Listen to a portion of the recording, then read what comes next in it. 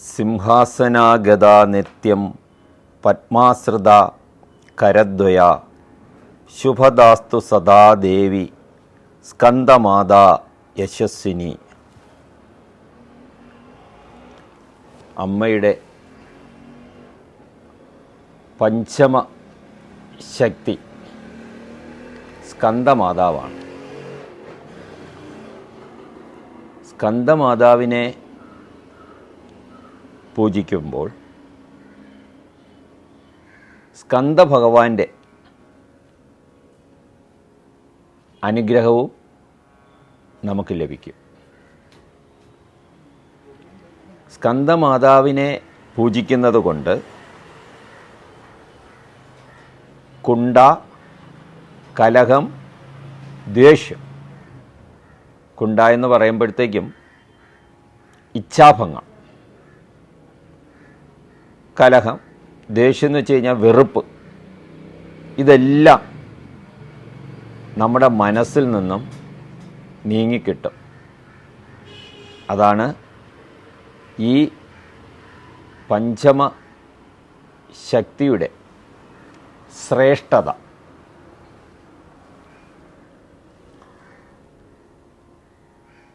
യോഗിയും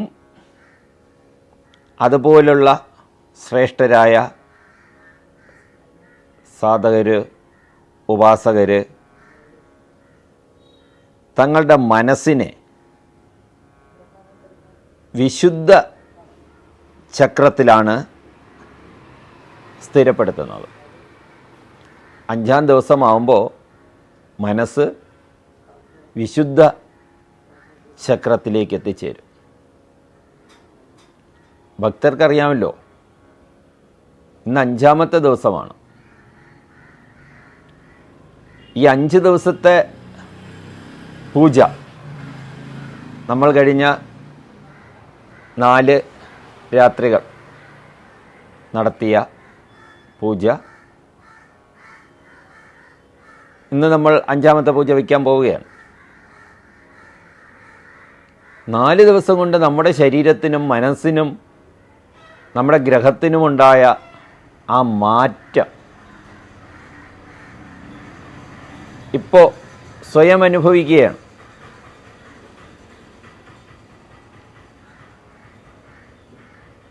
നമ്മുടെ യോഗി, അതുപോലെ തന്നെ ശ്രേഷ്ഠ സാധകർ, അവരെല്ലാം അവരുടെ മനസ്സിനെ വിശുദ്ധ ചക്രത്തിൽ സ്ഥിരപ്പെടുത്തിയപ്പോൾ അവരുടെ ആനന്ദം ഏതുവരെ ആയിരിക്കും? ഒന്ന് ചിന്തിച്ചു നോക്കൂ. അമ്മ ചതുർഭുജയാണ്. അമ്മയ്ക്ക് 4 ബാഹുക്കൾ, കരങ്ങളുണ്ട്. സാധകർ അമ്മയുടെ പൂജയിൽ വ്യാപൃതരായി വിശുദ്ധ ചൈതന്യ സ്വരൂപത്തിന് മുന്നേറുന്നു. അമ്മ പത്മാസനത്തിലാണ് അമ്മ ഇരിക്കുന്നത്. സാധകരുടെ മനസ്സ് സമസ്ത ലൗകിക, സാംസ്കാരിക, മോഹമായ എന്നിവയുടെ ബന്ധനത്തിൽ നിന്ന് മുക്തി നേടി അമ്മയുടെ പാദാരവിന്ദങ്ങളിൽ എത്തിച്ചേരുന്നു. ആ വാക്യം ഒന്നുകൂടെ കേൾക്കുക. സാധകരുടെ മനസ്സ് സമസ്ത ലൗകിക, സാംസ്കാരിക, മോഹമായ എന്നിവയുടെ ബന്ധനങ്ങളിൽ നിന്ന്, ഈ കാര്യങ്ങളിലൊക്കെ ലൗകികതയുടെയും സാംസ്കാരികതയുടെയും മോഹമായത്തിൻ്റെയൊക്കെ ബന്ധനങ്ങളിൽ നമ്മെ കെട്ടിയിട്ടിരിക്കുകയാണ്. സ്കന്ദമാതയെ പ്രാർത്ഥിക്കുന്നതോടുകൂടി ഈ മോഹമായയിൽ നിന്ന് നമുക്ക് മുക്തി അഥവാ മോചനം കിട്ടുന്നു. നമ്മൾ അമ്മയുടെ പാദാരവിന്ദങ്ങളിൽ എത്തിച്ചേരുന്നു. നേരത്തെ പറയുകയുണ്ടായി, അമ്മയുടെ ഉപാസനയിലൂടെ കുണ്ട, കലഹം, ദേഷ്യം, അതായത് ജീവിതത്തിൻ്റെ ഇച്ഛാഭംഗം, ജീവിതത്തിൻ്റെ കലഹം, ജീവിതത്തിൽ നമുക്കുണ്ടാകുന്ന മറ്റുള്ളവരോടുണ്ടാകുന്ന വെറുപ്പ്, ഇവയെല്ലാം നമ്മളിൽ നിന്ന് അകലുന്നു, അല്ലെങ്കിൽ നമ്മുടെ മനസ്സിൽ നിന്ന് ഇവയെല്ലാം നശിക്കുന്നു. ഈ ലോകത്തിൻ്റെ പ്രത്യേകത എന്താണെന്ന് എല്ലാവർക്കും അറിയാമല്ലോ. ഇഹലോകത്ത് താമസിക്കുന്ന ഒരു വ്യക്തിക്ക് ഭൂരിപക്ഷത്തിനും ഉണ്ടാകുന്ന ഒരു കാര്യമാണ് മരണഭയം. ഇപ്പം ഇഹലോകത്തിൽ ഉള്ള, അല്ലെങ്കിൽ ഈ മരണലോകത്തിൽ, ഒന്നുകൂടെ വിശദീകരിച്ചാൽ, ഈ ഭൂമിയിൽ നമ്മൾ ജീവിക്കുന്നത് ഈ ഭൂമിയിലാണ്, ഇഹലോകത്തിലാണ്, അതായത് മരണലോകമെന്ന് പറയാം. ഇവിടെ നമുക്ക് സ്വർഗീയ സുഖം കിട്ടാൻ വളരെ ബുദ്ധിമുട്ടാണ്. പക്ഷേ സ്കന്ദമാതാവിനെ, നവശക്തിയുടെ പഞ്ചമി ശക്തിയായ സ്കന്ദമാതാവിനെ ആരാധിച്ചു കഴിഞ്ഞാൽ ഈ ലോകത്ത്, ഈ മർത്യലോകത്ത് സ്വർഗതുല്യമായ ജീവിതം നമുക്ക് ലഭിക്കും. സ്വർഗതുല്യമായ ജീവിതമാണ് നമുക്ക് ലഭിക്കുന്നത്. സാധനയിലൂടെ മോക്ഷമാർഗം തുറക്കുന്നു. ഈ നമ്മുടെ നവരാത്രിയെക്കുറിച്ച് ആദ്യ സത്സംഗം സാധനയെക്കുറിച്ചൊക്കെ പറഞ്ഞിട്ടുണ്ട്. അല്ലെങ്കിൽ അതിൽ ഉപാസന, സാധന, ഉപാസന രണ്ടും ഒന്ന് തന്നെയാണ്, ആരാധന. അപ്പോൾ സാധനയിലൂടെ നമുക്ക് മോക്ഷമാർഗം തുറന്നു കിട്ടും. സ്കന്ദമാതാവിനെ നമ്മൾ ആരാധിച്ചു കഴിഞ്ഞാൽ സ്കന്ദഭഗവാന്റെ, അതായത് സുബ്രഹ്മണ്യൻ്റെ അനുഗ്രഹവും കിട്ടും.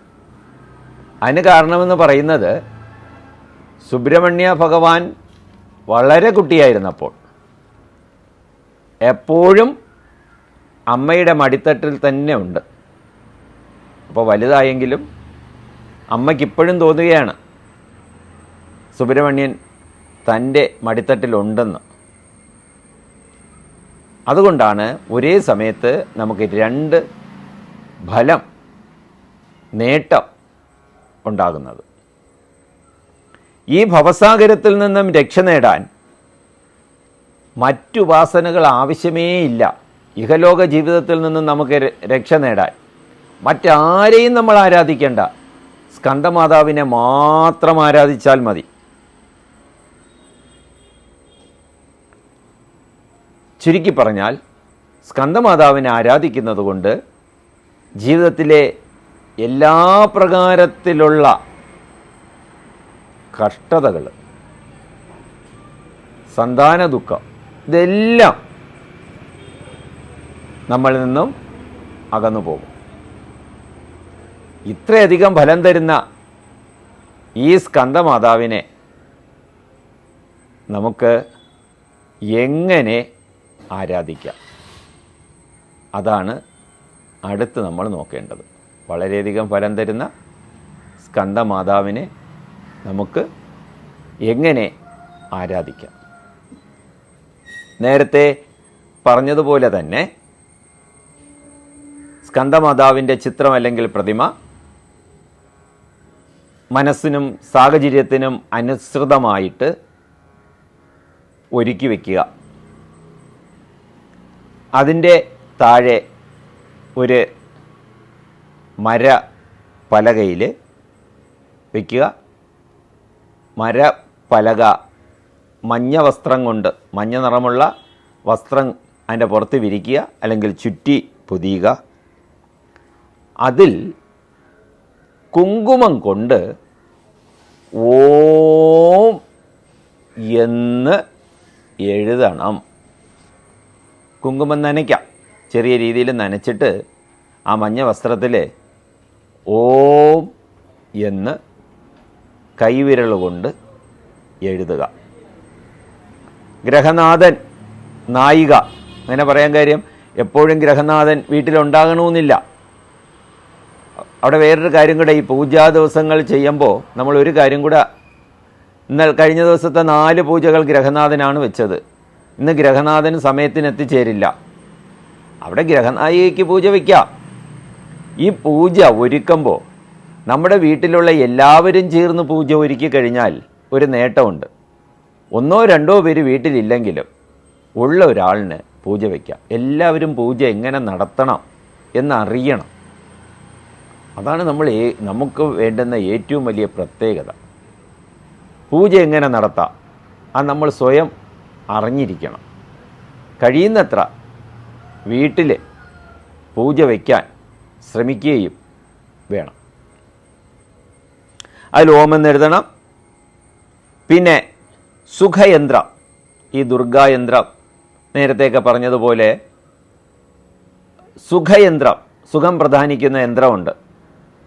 ആ സുഖയന്ത്രം, പിന്നെ നമ്മൾ നേരത്തെ പറഞ്ഞ മനോകാമിന ഗുട്ടിക, അതിൻ്റെ ചെറിയ ഉരുളയായിട്ടോ ഒരു രൂപത്തെയോ രണ്ടും കൂടെ അവിടെ പ്രതിഷ്ഠിക്കുക. ആ മഞ്ഞ നമ്മൾ ഓമെന്ന് എഴുതിയില്ലേ, രണ്ടും അതിൻ്റെ പുറത്ത് വെക്കുക. കയ്യിൽ ഒരു പിടി മഞ്ഞ പുഷ്പം എടുക്കണം. ഓർക്കുക, എപ്പോഴും അഖണ്ഡദീപം ജ്വലിക്കണം. നിലവിളക്കിൽ നെയ്ദീപമാണെങ്കിൽ ശ്രേഷ്ഠം, അല്ലെങ്കിൽ എള്ളെണ്ണ ഉപയോഗിച്ചുള്ള ദീപം, അത് ജ്വലിച്ചുകൊണ്ടിരിക്കണം. ഈ പീല പുഷ്പമെടുത്ത് ഇങ്ങനെ വെച്ചിട്ട് ഈ കൈയോട് ചേർക്കുക. ചേർത്ത് നെഞ്ചിൽ തൊഴുത് പിടിച്ചുകൊണ്ട് അമ്മയുടെ വിഗ്രഹത്തെ നോക്കി പ്രാർത്ഥിക്കുക. സിംഹാസനഗത നിത്യം പത്മാശ്രിത കരദ്വയ ശുഭദാസ്തു സദാദേവി സ്കന്ദമാതാ യശസ്വിനി. സിംഹാസനഗത നിത്യം പത്മാശ്രിത കരദ്വയ ശുഭദാസ്തു സദാദേവി സ്കന്ദമാതാ യശസ്വിനി. സിംഹാസനഗത നിത്യം പത്മാശ്രിത കരദ്വയ ശുഭദാസ്തു സദാദേവി സ്കന്ദമാതാ യശസ്വിനി എന്ന അമ്മയെ നോക്കി പ്രാർത്ഥിക്കുക. എത്ര പ്രാവശ്യം വേണമെങ്കിലും ഈ മന്ത്രം ഉരുവിട്ട് ഈ പൂക്കൾ കയ്യിൽ വെച്ച് നമുക്ക് തൊഴുതുകൊണ്ടേയിരിക്കാം. എന്നിട്ട് എന്ത് ചെയ്യണം? ഇത് കഴിഞ്ഞിട്ട് അമ്മയുടെ പാതാരവിന്ദങ്ങളിലേക്ക് ഈ പുഷ്പം ഇങ്ങനെ സമർപ്പിക്കണം. ആ സമർപ്പിക്കുമ്പോൾ തന്നെ പാതാരവിന്ദത്തിൽ നിന്നും സ്ഥാപിച്ച യന്ത്രത്തിലും ആ ഗുട്ടികയിലും ഒക്കെ ഇത് താഴോട്ട് വീണുകൊള്ളും. എന്നിട്ട് പഞ്ചോപചാര പൂജ, പഞ്ചോപചാര പൂജ, ധൂപം, ഗന്ധം, ദീപം, പുഷ്പം, നിവേദ്യം, ഇത് 5 ചേർന്ന പൂജ അമ്മയ്ക്ക് നൽകണം. ഇതിനോടൊപ്പം തന്നെ നിവേദ്യം സമർപ്പിച്ചിട്ട് 101 പ്രാവശ്യം, ഇവിടെ നിവേദ്യത്തിനും ഒരു മഞ്ഞ നിറമുണ്ടെങ്കിൽ നല്ലതാണ്. പലഹാരം പോലുള്ള സാധനങ്ങൾ, നെയ്യ് ചേർന്ന പലഹാരം, അതുപോലുള്ള മഞ്ഞ നിറത്തിലുള്ള നിവേദ്യങ്ങൾ നമ്മുടെ മനസ്സിന് ശുദ്ധതയുള്ള നിവേദ്യമായിരിക്കണം. മഞ്ഞ നിറത്തിലുള്ള ശുദ്ധതയുള്ള നിവേദ്യം ആയാൽ വളരെ നന്ന്. എന്നിട്ട് 101 പ്രാവശ്യം ഈ മന്ത്രം പറയണം. 101 പ്രാവശ്യം ഈ മന്ത്രം പറയുമ്പോൾ നമ്മൾ വേറെ ഒന്നും ചെയ്യേണ്ടതില്ല, മന്ത്രം മാത്രം പറഞ്ഞാൽ മതി. ആ എണ്ണം അറിയാനുള്ള ഒരു ഏർപ്പാട് അവിടെ ചെയ്തിരിക്കണം. 101 കൂടെ കുറഞ്ഞു പോകരുത്. മന്ത്രം എങ്ങനെയാണെന്ന് നോക്കാം. മന്ത്രം പറയുമ്പോൾ തൊഴുകയോടുകൂടി അമ്മയുടെ രൂപത്തിലേക്ക് നോക്കാം, അല്ലെങ്കിൽ ഓരോരോ മഞ്ഞ പുഷ്പമെടുത്ത് മന്ത്രം പറഞ്ഞ് അമ്മയുടെ പാതാരവിന്ദങ്ങളിലേക്കിടാം. ഏതാണോ സൗകര്യാർത്ഥം അത് ചെയ്യണം. മന്ത്രം ഇപ്രകാരമാണ്. നമ്മുടെ മുന്നിലിരിക്കുന്ന അമ്മയെ നോക്കി ഇങ്ങനെ പറയാം: ഓം ഐം ഹ്രീം ക്ലീം ചാമുണ്ടായേ വിച്ച് ഓം സ്കന്ദ മാതേതി നമ. ഓം ഐം ക്ലീം ക്ലീം ചാമുണ്ടായേ വിച്ച് ഓം സ്കന്ദ മാതേതി നമ. ഓം ഐം ക്ലീം ക്ലീം ചാമുണ്ടായേ വിച്ച് ഓം സ്കന്ദ മാതേതി നമ. ഓം ഐം ക്ലീം ക്ലീം ചാമുണ്ടായേ വിച്ച് ഓം സ്കന്ദ മാതേതി നമ. ഓം ഐം ക്ലീം ക്ലീം ചാമുണ്ടായേ വിച്ച് ഓം സ്കന്ദ മാതേതി നമ എന്ന് 101 പ്രാവശ്യം അമ്മയെ നോക്കിയോ പുഷ്പങ്ങൾ അർപ്പിച്ചോ ഈ മന്ത്രം പറയുക. മനോരഥം പൂർണ്ണമാകാൻ വേണ്ടിയുള്ള അനുനയ വിനയ പ്രാർത്ഥനകൾ സന്തോഷത്തോടുകൂടി അമ്മയുടെ മുന്നിൽ അവതരിപ്പിക്കുക. ഉച്ചത്തിലോ പതുക്കെയോ മനസ്സിലോ ഒക്കെ അമ്മയോട് പറയുക. ആരതി നൽകുക, ദീപാരാധന നൽകുക. തുടർന്ന് ദുർഗാ സപ്തശതി വായിക്കുക. കഴിഞ്ഞ ദിവസം എവിടെയാണോ ദേവി ഭാഗവതം വായിച്ചു നിർത്തിയത് അതിൻ്റെ ബാക്കി ഭാഗം വായിക്കുക. അപ്പോൾ അങ്ങനെ വരുമ്പോൾ എല്ലാവർക്കും പദ്യം വായിക്കാൻ കഴിഞ്ഞെന്ന് വരില്ല, എങ്കിൽ അതിൻ്റെ ഗദ്യ ഭാഗമൊക്കെ കിട്ടും. അത് വാങ്ങിച്ച് വായിക്കുന്നതും വളരെ നല്ലതാണ്. അല്ലെങ്കിൽ ആ കഥ വായിച്ച കഥ ഓർമ്മയുണ്ടെങ്കിൽ ആ കഥ ഒന്ന് ഓർത്തെടുത്താൽ മതി. അല്ലെങ്കിൽ തന്നെ മറ്റൊരു കാര്യം നമുക്ക് ചെയ്യാവുന്നതാണ്. തൊട്ടടുത്ത വീട്ടുകാർക്ക് അപ്പുറം ഇപ്പുറം ഉള്ളവരെയൊക്കെ വിളിച്ചു വരുത്തി അവർക്ക് ഇതിൻ്റെ പ്രസാദം കൊടുക്കുകയും ദേവിയുടെ കഥ പറഞ്ഞു കൊടുക്കുകയുമാകാം. അതും കോടി കോടി പുണ്യം കിട്ടുന്ന ഒരു കാര്യമാണ്.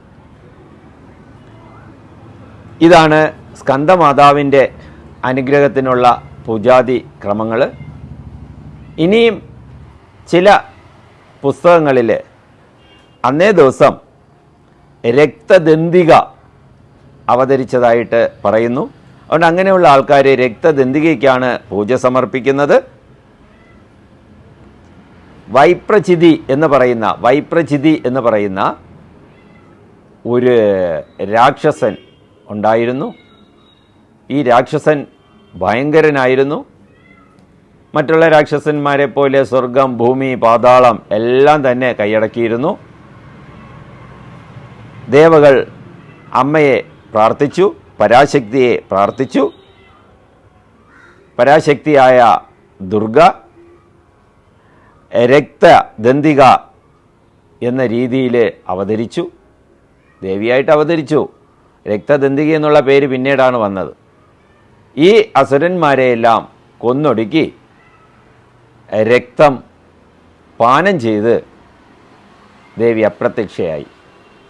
കാരണം ഈ അസുരന്മാരുടെ രക്തം ഭൂമിയിലേക്ക് വീണു കഴിഞ്ഞാൽ ഭൂമിക്ക് അതുകൊണ്ട് അനേക കഷ്ടനഷ്ടങ്ങൾ ഉണ്ടാകും. അതുകൊണ്ടാണ് സ്വയം പാനം ചെയ്യുന്നത്.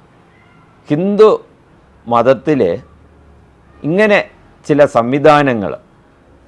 അപ്പോൾ ആരെങ്കിലും നിങ്ങളോട് ചോദിക്കും, നിങ്ങളുടെ ദൈവം രക്തമാണോ കുടിക്കുന്നത് എന്ന് ചോദിക്കുമ്പം പറയാൻ നമുക്ക് മറുപടി വേണം.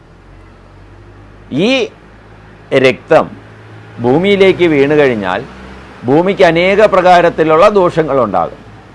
ആ ദോഷങ്ങളെ ദേവി സ്വയം ഏറ്റെടുക്കുകയാണ്.